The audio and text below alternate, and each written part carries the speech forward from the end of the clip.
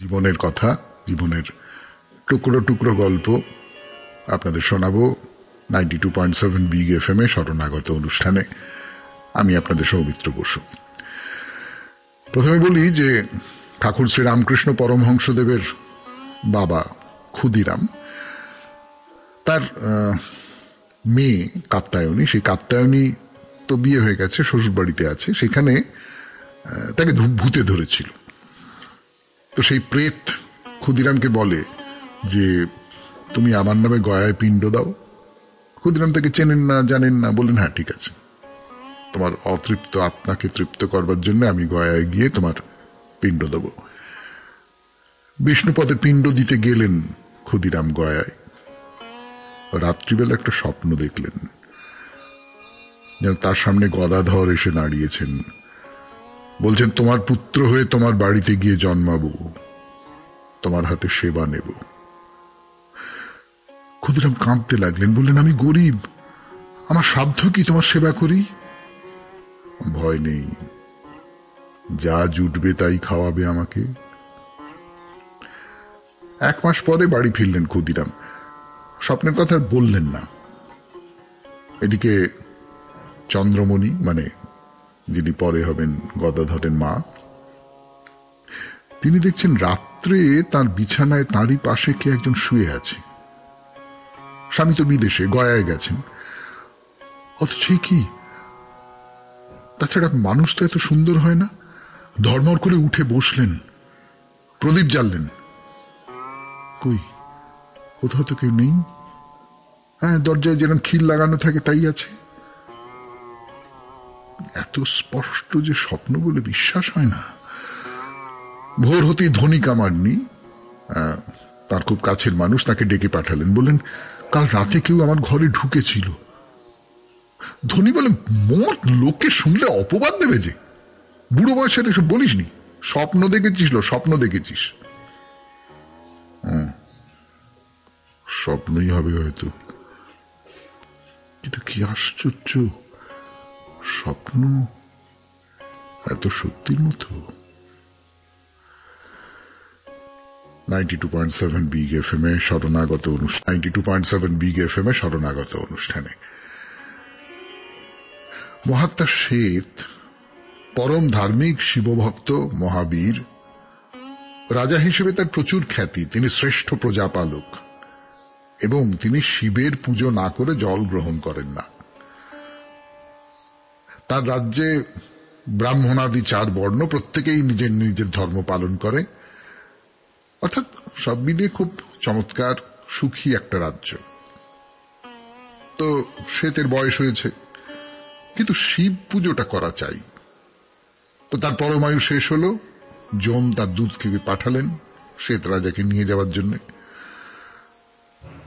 রাজা তখন শিব মন্দিরে পুজো খুঁজছেন, দূতেরা তার দিকে তাকিয়েই থাকলো, যমের আজ্ঞার পালন করতে পারল না। তো যমপুরীতে থেকে ধর্মরাজ যম তো সবই বুঝতে পারলেন, তিনি দণ্ড হাতে নিয়ে নিজেই এলেন রাজার কাছে। রাজা পুজো করছেন, পুজো শেষই হচ্ছে না, যম দাঁড়িয়ে আছেন, দেরি হচ্ছে দেরি হচ্ছে দেরি হচ্ছে। এমন সময় হাতে খড়গ নিয়ে স্বয়ং কাল এলেন সেখানে। তো তিনি দেখলেন যমরাজ খুব ভয়ে ভয়ে শিব মন্দিরের দরজায় দাঁড়িয়ে আছেন। তিনি জিজ্ঞেস করলেন, কি হে ধর্মরাজ, তুই রাজাকে নিয়ে যাচ্ছ না? তোমাকে দেখে মনে হচ্ছে তুমি ভয় পেয়েছ, রাজাকে নিয়ে যাও।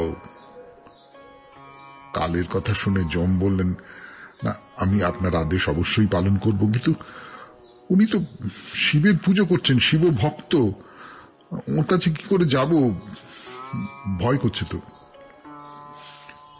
যমের কথা শুনে কাল অসম্ভব রেগে গেলেন, রেগে গিয়ে রাজাকে বিনাশ করতে উদ্যত হলেন। তিনি যখন মন্দিরে প্রবেশ করলেন তখন শিব প্রচন্ড রেগে তার দিকে তাকালেন। শিবভক্ত শ্বেতরাজ তো ধ্যানস্থ হয়ে আত্মাকে পরমাত্মা রূপে চিন্তা করছেন, তাকে বিনাশ করবার জন্য কাল প্রবেশ করেছেন। শিব সেই দিকে ক্রুদ্ধ চোখে তাকালেন, তার তৃতীয় নয়ন জ্বলে উঠল, কাল ভস্মীভূত হয়ে গেল। কাল ভস্মীভূত হয়ে গেল। তারপর শ্বেত রাজা বাহ্যজ্ঞান পেয়ে দেখলেন কাল তাকে বিনাশ করতে এসে রুদ্রের দ্বারা দগ্ধ হয়েছেন। তখন তিনি শিবকে বললেন যে এ আপনি কি করেছেন? কাকে কাকে আপনি দগ্ধ করলেন? কে কি করলো? আমি তো কিছু জানি না। আপাতত এই পর্যন্ত। এখন একটু গান শুনবো, গানের পর ফিরে আসবো পুরাণ চিরন্তন দ্বিতীয় পর্বে 92.7 বিগ এফএম এ শরণাগত অনুষ্ঠানে। 92.7 বিগ এফএম এ শরণাগত অনুষ্ঠানে আপনাদের সৌমিত্র বসু আপনাদের শোনাচ্ছিল শ্বেত রাজার কাহিনী। শ্বেত রাজা, শিবভক্ত শ্বেত রাজা, তাকে হত্যা করতে এসে স্বয়ং কাল তাকে দগ্ধ করে দিয়েছেন শিব। তো শ্বেত রাজা জিজ্ঞেস করছেন কি হয়েছে? এর পোড়া দেহ পড়ে রয়েছে এখানে, কি ব্যাপারটা কি? তো শিব বললেন, মহারাজ, এ হলো কাল, এই সমস্ত প্রাণীকে ভক্ষণ করে, এখন এ তোমাকে গ্রাস করতে এসেছিল, তাই ওকে পুড়িয়ে মেরেছি। সবাইকার মঙ্গলে তোমাকে রক্ষা করবার জন্য এমন করতে হলো। তো রাজা বললেন যে না না, এটা আপনি কি করেছেন শঙ্কর? কালও বসেই তো লোকে পুণ্য কাজ করে। কালের কারণেই কেউ ধার্মিক হয়, কেউ জ্ঞানী হয়, কেউ ভক্তিমান হয়, কেউ উপাসক হয়। কালই চরাচরের কর্তা, পালন কর্তা, তিনি প্রাণীদের প্রাণস্বরূপ। আপনি কালকে বাঁচিয়ে তুলুন। হে প্রভু, যদি সৃষ্টি রক্ষা করতে চান তাহলে কালকে তাড়াতাড়ি বাঁচিয়ে তুলুন। কাল ছাড়া এই জগতে কেউ বাঁচবে না।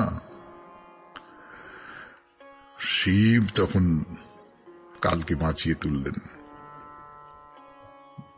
কাল খুব লজ্জা পেয়ে গেছেন। তিনি মহাদেবের বহু স্তব স্তুতি করলেন। তারপর কাল শ্বেত রাজাকে বললেন, সমস্ত মানব জগতে আপনি বিনা আর কারুর কোনো অস্তিত্ব নেই। ত্রিভুবনের অজেয় দেবকে আপনি জয় করেছেন। আমি এই গোটা পৃথিবীকে বিনাশ করি, আমাকে কেউ অতিক্রম করতে পারে না, সেই আমি আপনার বশীভূত হলাম। তখন শ্বেত রাজা বললেন, হে কাল, আপনি তো রুদ্রেরই পরম রূপ, সবাই আপনাকে পুজো করে।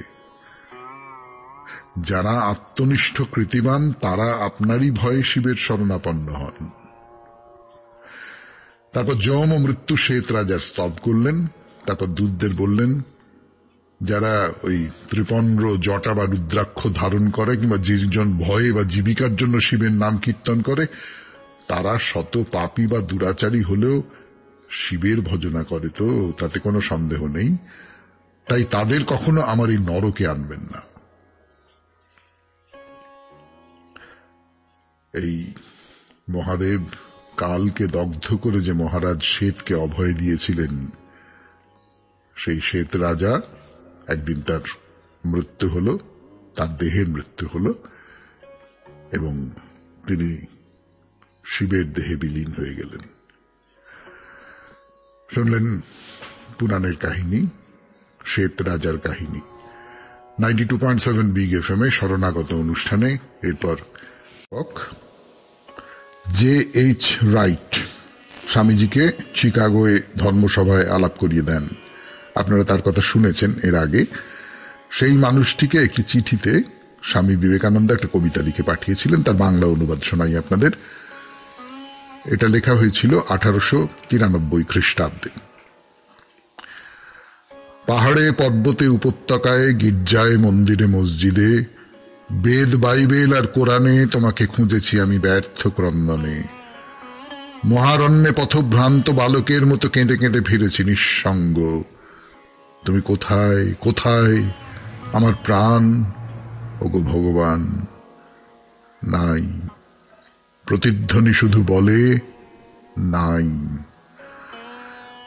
দিন রাত্রি মাস বর্ষ কেটে যায়, আগুন জ্বলতে থাকে শিরে। কিভাবে দিন রাত্রি হয় জানি না, হৃদয় ভেঙে যায় দুভাগ হয়ে। গঙ্গার তীরে লুটিয়ে পড়ি বেদনায়, রোদে পুড়ি বৃষ্টিতে ভিজি, ধুলিকে সিক্ত করে তপ্ত অশ্রু। হাহাকার মিশে যায় জনকলরবে।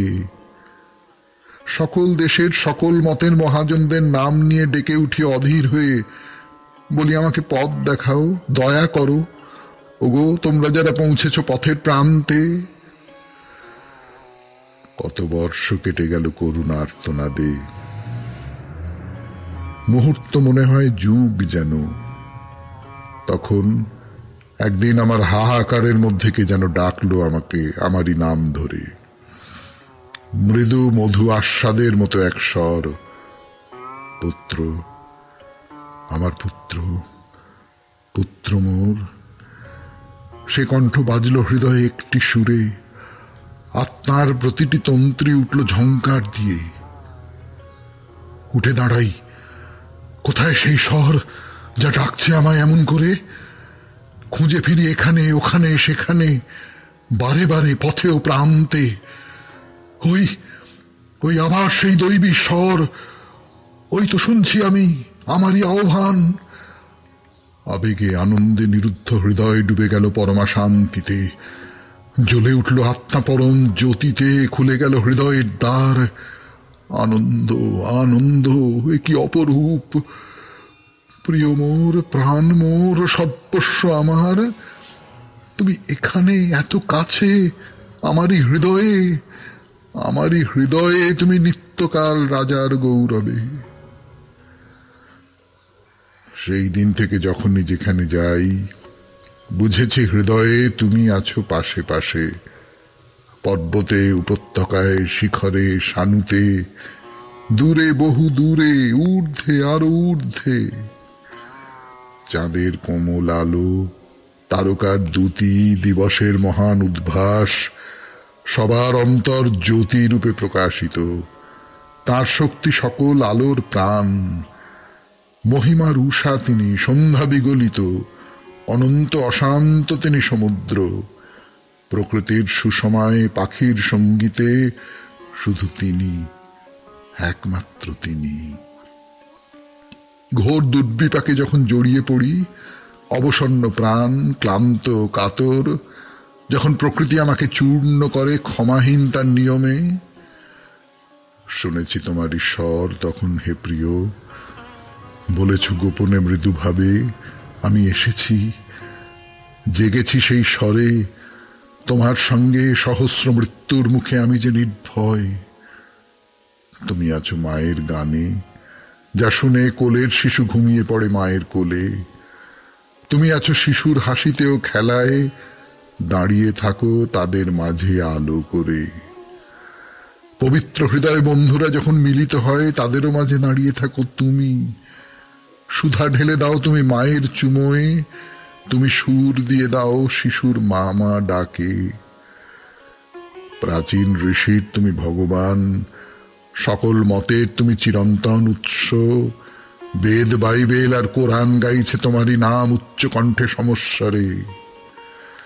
আছো, আছো, তুমি আছো, ধাবমান জীবনে তুমি আত্মার আত্মা।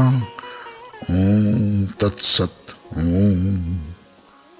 আমার ঈশ্বর তুমি, প্রিয় আমার, আমি তোমার, আমি তোমারই। শুনলেন স্বামী বিবেকানন্দের লেখা একটি কবিতা। চিঠিতে তিনি এই কবিতাটি লিখেছেন, বিস্তর বিনয় করে লিখেছেন যে আপনাকে বিরক্ত করছি ইত্যাদি ইত্যাদি বলে, কিন্তু ভারী চমৎকার কবিতা। এবং সবচেয়ে বড় কথা, এই কবিতার মধ্যে দিয়ে স্বামীজিকে খুব কাছ থেকে চিনতে পারা যায়। জীবনের কথা, জীবনের টুকরো টুকরো গল্প আপনাদের শোনাবো 92.7 বিগ FM এ শরণাগত অনুষ্ঠানে। আমি আপনাদের সৌমিত্র বসু। প্রথমে বলি যে ঠাকুর শ্রী রামকৃষ্ণ পরমহংসদেবের বাবা ক্ষুদিরাম, তার মেয়ে কাত্যায়নী, সেই কাত্যায়নী তো বিয়ে হয়ে গেছে, শ্বশুরবাড়িতে আছে, সেখানে তাকে ভূতে ধরেছিল। তো সেই প্রেত ক্ষুদিরামকে বলে যে তুমি আমার নামে গয়ায় পিণ্ড দাও। ক্ষুদিরাম তাকে চেনেন না, জানেন না, বললেন হ্যাঁ ঠিক আছে, তোমার অতৃপ্ত আত্মাকে তৃপ্ত করবার জন্য আমি গয়ায় গিয়ে তোমার পিণ্ড দেব। বিষ্ণুপদে পিণ্ড দিতে গেলেন ক্ষুদিরাম গয়ায়। রাত্রিবেলা একটা স্বপ্ন দেখলেন, যেন তার সামনে গদাধর এসে দাঁড়িয়েছেন, বলছেন তোমার পুত্র হয়ে তোমার বাড়িতে গিয়ে জন্মাবো, তোমার হাতে সেবা নেব। ক্ষুদিরাম কাঁদতে লাগলেন, বললেন, আমি গরিব, আমার সাধ্য কি তোমার সেবা করি? ভয় নেই, যা জুটবে তাই খাওয়াবে আমাকে। 1 মাস পরে বাড়ি ফিরলেন ক্ষুদিরাম। স্বপ্নের কথা আর বললেন না। এদিকে চন্দ্রমণি, মানে যিনি পরে হবেন গদাধরের মা, তিনি দেখছেন রাত্রে তার বিছানায় তাঁরই পাশে কে একজন শুয়ে আছে। স্বামী তো বিদেশে, গয়ায় গেছেন, অথচ কি, তাছাড়া মানুষ তো এত সুন্দর হয় না। ধর্মর করে উঠে বসলেন, প্রদীপ জ্বাললেন। কই, কোথাও তো কেউ নেই। হ্যাঁ, দরজায় যেরকম খিল লাগানো থাকে তাই আছে। এত স্পষ্ট যে স্বপ্ন বলে বিশ্বাস হয় না। ভোর হতেই ধনী কামারনি, তার খুব কাছের মানুষ, তাকে ডেকে পাঠালেন। বললেন, কাল রাতে কেউ আমার ঘরে ঢুকেছিল। ধনী বলে, মোট লোকে শুনলে অপবাদ দেবে যে, বুড়ো বয়সের এসব বলিসনি, স্বপ্ন দেখেছিস, স্বপ্ন দেখেছিস। স্বপ্নই হবে হয়তো, কিন্তু কি আশ্চর্য, স্বপ্ন এত সত্যির মতো। 92.7 বিগ এফএম এ শরণাগত অনুষ্ঠান, টুকরো টুকরো ঘটনার কথা বলতে বসেছি আপনাদের সামনে 92.7 বিগ এফএম এ শরণাগত অনুষ্ঠানে।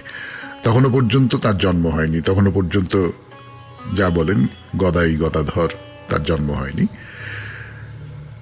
একটা শিব মন্দির, যুগীদের শিব মন্দির, তার সামনে দাঁড়িয়ে আছেন চন্দ্রমণি। দেখতে পেলেন মহাদেবের গা থেকে একটা আলো বেরিয়ে এসে ঘুরতে লাগলো হাওয়ার মতো। ঘুরতে ঘুরতে ছেয়ে ফেললো চন্দ্রমণিকে, তার শরীরের মধ্যে ঢুকতে লাগলো প্রবল স্রোতে। টলে পড়ে যাচ্ছিলেন, কাছেই ওই ধনী কামারনি ছিল, ধরে ফেলল। সম্বিত ফিরে পেয়ে ধনীকে সব বললেন চন্দ্রমণি। তো ধনী অত সব বোঝে না, সে বলল, তোর বায়ু রোগ ধরেছে। এর মধ্যে গয়া থেকে ফিরে এলেন ক্ষুদিরাম।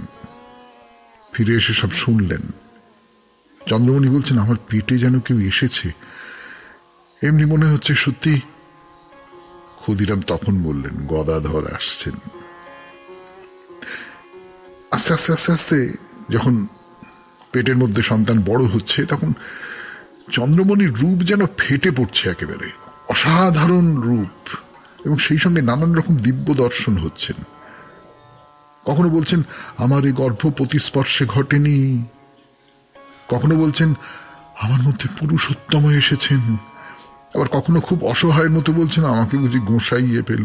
গোসাই মানে ভূত, মানে সুখলাল গোস্বামী বলে একজন ছিল, মারা যাওয়ার পর নানান রকম দৈব উৎপাত দেখা দিয়েছিল গ্রামের মধ্যে, সেই গোস্বামীর নামে গোসাই। কিন্তু ক্ষুদিরাম একেবারে নিশ্চিত হয়ে আছেন যে আমার ঘরে পুত্ররূপে নারায়ণ আসছেন। ঘরের দরজা বন্ধ করে বাইরে দোরগোড়ায় শুয়ে আছেন চন্দ্রমণি। হঠাৎ শুনতে পেলেন কোথায় যেন নুপুর বাজছে। নুপুর! কান খাড়া করলেন। হ্যাঁ, ঘরের ভেতরে, বন্ধ ঘরের ভেতরে নুপুর বাজছে। তাড়াতাড়ি ঢুকে পড়লেন। না, কেউ কোথাও নেই। ঘর যেমন শূন্য ছিল তেমনি আছে। কান কি ভুল করলো? স্বামীকে বললেন এই নুপুরের শব্দের কথা। ক্ষুদিরাম বললেন, আসছেন, গোকুল চন্দ্র আসছেন। কেমন লাগছে এই গল্প? আর একটা গল্প বলবো 92.7 বিগ এফএম এ শরণাগত অনুষ্ঠানে। তার আগে একটু গান শুনে নি। বা সবে জন্ম হবে এইরকম সব কাহিনী শোনাচ্ছে। তিনি যে আসছেন, একজন পুরুষোত্তম কেউ আসছেন, তার নানান ইঙ্গিত প্রকাশ পাচ্ছে। আর একটা গল্প বলি আপনাদের। 92.7 বিগ এফএম এ শুনছেন শরণাগত। রঘুবীরের ভোগ রাঁধছেন চন্দ্রমণি। হঠাৎ প্রসব বেদনা টের পেলেন। তা বললেন, কি হবে এখন? যদি ছেলে হয় তাহলে ঠাকুরের সেবা হবে কি করে? ক্ষুদিরাম বললেন, যিনি আসছেন তিনি রঘুবীরের সেবার ব্যাঘাত ঘটাতে আসবেন না। তুমি স্থির থাকো, যার পুজো তিনিই ব্যবস্থা করবেন। সত্যি সত্যি তাই হলো। ঠাকুরের মধ্যাহ্ন ভোগ আর শীতল শেষ হলো নির্বিঘ্নে। রাতও প্রায় যায়। ধনী কামান নিয়ে এসে শুয়েছে চন্দ্রমণির কাছে। বাড়িতে থাকবার মতো দুটো চালা, তাছাড়া রান্নাঘর, ঠাকুর ঘর, ঢেঁকি ঘর। ওই ঢেঁকি ঘরেই আঁতুড় পড়বে, তখন তো আঁতুড় ঘর একটা হতো।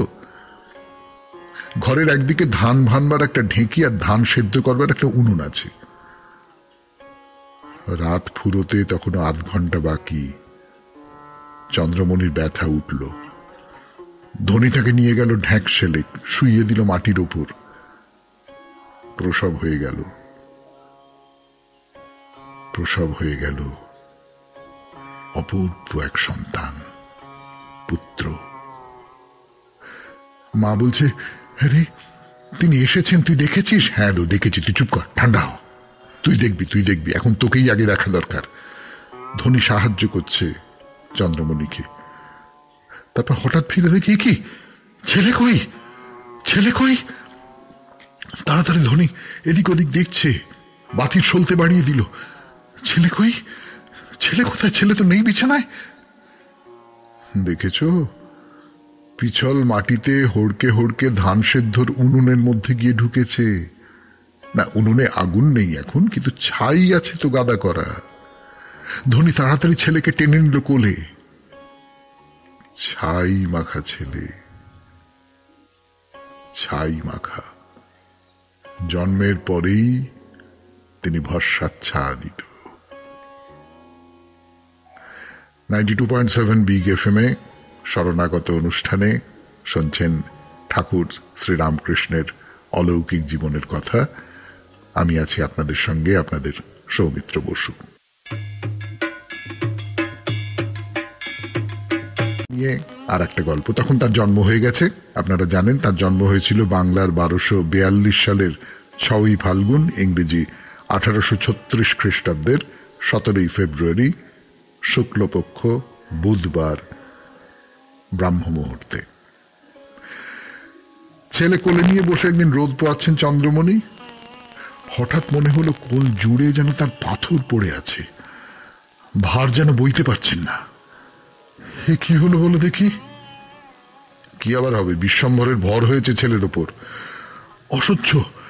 কোল থেকে ছেলে নামিয়ে কুলোর ওপর শুইয়ে দিলেন চন্দ্রমণি। শিশুর ভারে কুলো একবার চটচট করে উঠল। কুলো ভেঙে যাবে নাকি? ব্যাকুল হাতে চন্দ্রমণি ছেলেকে আবার কোলে তুলতে গেলেন। ছেলে নিশ্চল, পাষাণ, দুহাতে এমন শক্তি নেই যে টেনে তোলেন। চন্দ্রমণি কাঁদতে লাগলেন। যে যেখানে ছিল ছুটে এলো। কি হলো? ছেলেকে কোলে তুলতে পারছি না। কেন? নিশ্চয়ই নিম গাছের ব্রহ্মদত্তি ভর করেছে বাছার উপর। কি যে বলিস তার ঠিক নেই, দাঁড়া, গা ঝেড়ে দিচ্ছি। ধনী কামান্নি কুলোর কাছে বসে মন্ত্র পড়তে লাগলো। নিমেষে শিশু হালকা হয়ে গেল, যেমন কে তেমনি।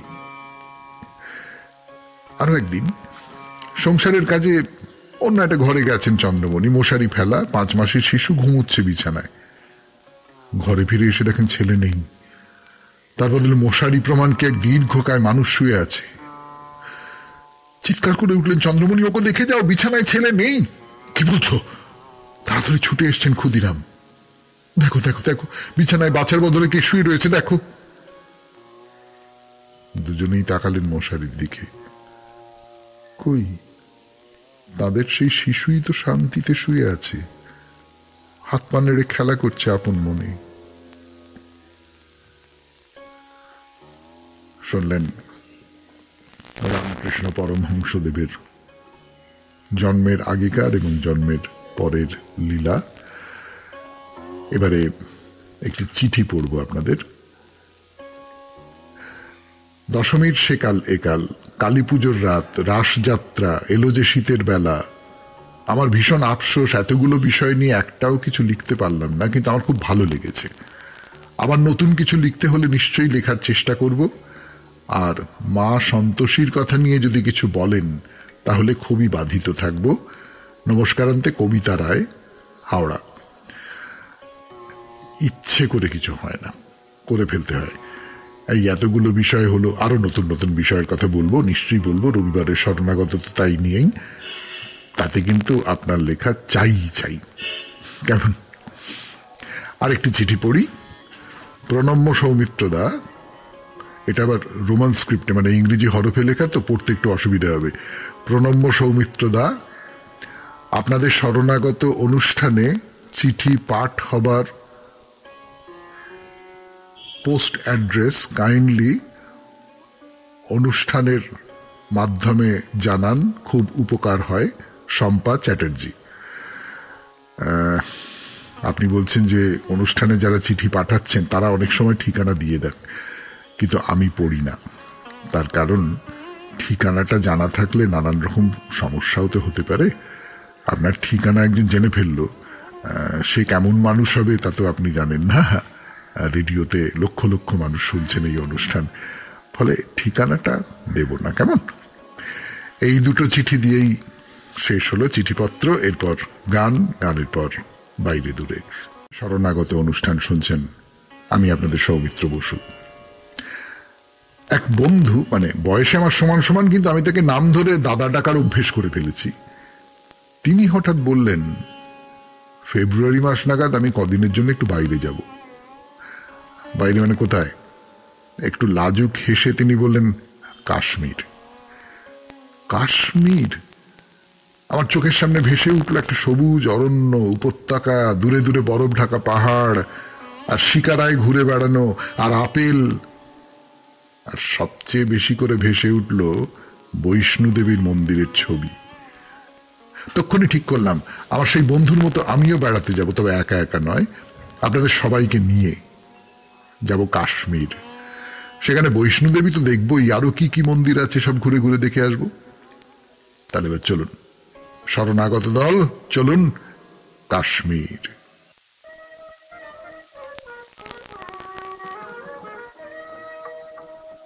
তোর নামেরই কবচ দোলে দোলে আমার বুকে শঙ্করী, তোর নামেরই কবচ দোলে। কি ভয় দেখাস আমি তোকেও ভয় করি না, ভয় করি না ভয়ঙ্করী। কি ভয় দেখাস আমি তোকে ভয় করি না, ভয় করি না ভয়ঙ্করী। তোর নামে কবর দোলে দোলে আমার বুকে শঙ্করী, তোর নামে কবর দোলে।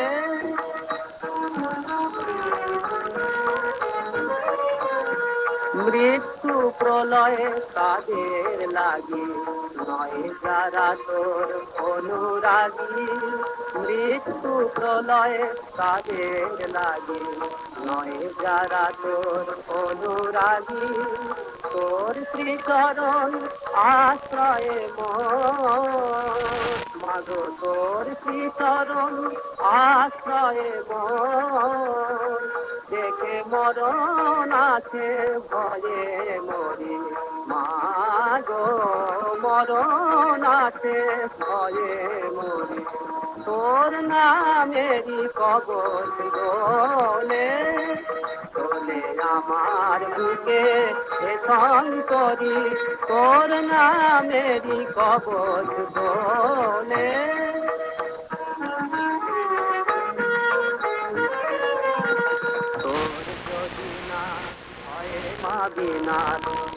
অমরনাথকে, তো অমরনাথ যাত্রার কথা তো এই কদিন আগে সবিস্তারে বলা হয়ে গেছে। না না, তা বলে আর কোনোদিন বলবো না এমন কোনো কথা দিচ্ছি না, কিন্তু বলবো কটা দিন পরে। অমরনাথ হলো পহলগাঁওয়ে, আর ভূস্বর্গের দেবী হিসেবে তাহলে দেখব এই বৈষ্ণু দেবীকে। তার অধিষ্ঠান কাশ্মীরের ত্রিকুট পর্বতে। তার পরিচয়টা তাকে পেতে হবে নাকি? তবে শুনুন তার কথা। বৈষ্ণোদেবীর কিন্তু আরো অনেকগুলো নাম আছে, যেমন ধরুন মাতা রানী, ত্রিকুটা, ত্রিকুট পর্বতে অধিষ্ঠান বলে, আম্বে, বৈষ্ণবী, মানে তিনি হলেন শক্তির দেবী। এই যে বৈষ্ণু দেবী, এর মধ্যে আসলে 3 দেবীর সমাহার ঘটেছে, পার্বতী, লক্ষ্মী আর সরস্বতী। ত্রেতা যুগের কথা। সেই সময় অশুভ শক্তি, দানব, দৈত্য, রাক্ষসেরা সব চারপাশে তুমুল কাণ্ড বাঁধিয়ে চলেছে। পৃথিবী বুঝি রসাতলে যায়। তখন মাতা ধরিত্রী, তিনি গিয়ে ব্রহ্মা, বিষ্ণু আর মহেশ্বরকে বললেন, আপনারা কি করছেন, আমাকে রক্ষা করুন। ত্রিমূর্তি কিন্তু চুপ করে রইলেন। মা পৃথিবীকে বাঁচাবার ক্ষমতা তাদের হলো না। তাহলে কি হবে? নারীর বিপদে এগিয়ে এলেন 3 নারী শক্তি। আগেই বলেছি, তারা হলেন পার্বতী, লক্ষ্মী আর সরস্বতী। তারা 3 জন তাদের শক্তিকে একসঙ্গে সংহত করলেন, তাতেই জন্ম হলো বৈষ্ণু দেবীর। কি আখ্যানটা দারুণ না? একবার ভেবে দেখুন, মহিষাসুর মর্দিনীকে সৃষ্টি করবার জন্য সমস্ত দেবতা নিজেদের তেজকে সংহত করেছিলেন। সেই সংহত তেজ প্রকাশ পেয়েছিল এক নারীর মধ্যে, আর এখানে 3 দেবী তাদের তেজকে সংহত করলেন। একটা অদ্ভুত আলোয় ঝলমল করে উঠল চরাচর। সেই 3 দেবীর তেজের আলো। ক্রমে সেই আলো, সেই জ্যোতিপুঞ্জ একটা আকার পেতে লাগলো। দেখা গেল জ্যোতির মধ্যে থেকে বেরিয়ে এলো এক জ্যোতির্ময়ী কন্যা। সেই মেয়ে এদের 3 জনের সামনে এসে হাত জোড় করে বলল, আমাকে কি কারণে আপনারা সৃষ্টি করেছেন? আদেশ করুন, আমাকে কি করতে হবে? তুমি আমাদের 3 জনের মেয়ে, তুমি পৃথিবীতে থাকবে, অন্যায়ের বিরুদ্ধে অস্ত্র ধারণ করবে, অন্যায়কে দমন করবে, এই তোমার কাজ। আমাদের এক ভক্ত আছে, তার নাম রত্নাকর, তুমি তার ঘরে গিয়ে জন্মগ্রহণ করো। তাই হলো। সেই মেয়ে তো রত্নাকরের ঘরে গিয়ে তার স্ত্রীর গর্ভে আশ্রয় নিল। যথাকালে রত্নাকরের একটা ফুটফুটে মেয়ে হলো। কিন্তু মেয়ের বড় হয়ে ওঠার কথা আজকে আর বলা যাবে না, শরণাগতের সময় শেষ হয়ে গেল। কাজেই চিরাচরিত সেই ঘোষণা করি, আমাদের হোয়াটসঅ্যাপে চিঠি লিখবার নাম্বার 9831922927, চিঠির গোড়ায় SG। এই নম্বরটা ভালো করে মাথায় রাখুন, এবং আজ থেকে যে অন্য রকমের ধরনে শরণাগত শুরু হলো, সেটা কেমন লাগছে তা জানান। আমাদের ফেসবুকের নাম হলো শরণাগত সৌমিত্র, SHARANAGATA শরণাগত, SOUMITRA সৌমিত্র। তাহলে আজকের মতো বিদায়। আবার আগামীকাল ভোরবেলা এই অন্য রকমের শরণাগত। খুব ভালো থাকবেন, সবাইকে ভালো রাখবেন, আমরা সবাই মিলে ভালো থাকবো, কেমন? নমস্কার।